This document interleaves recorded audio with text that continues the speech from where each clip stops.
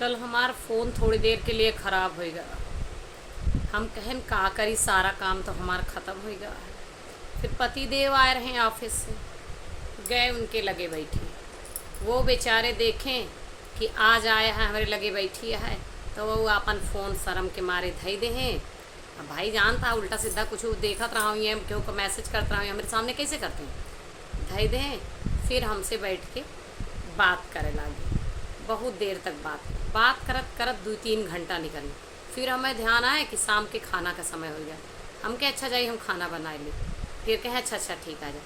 अब इतनी देर जो हम बात कहन ना, उनके साथे बैठेन और उनसे बातचीत कहन, उनके बारे में थोड़ा जानन, तो हम समझ गए कि एक बात यह हमार पतिदेव बदला नान जैसे शुरुआत में रहे वैसे ना, और ये जीव में आएगा कि हम बिना मतलब बहम पाली थी। अच्छा आदमी है यार।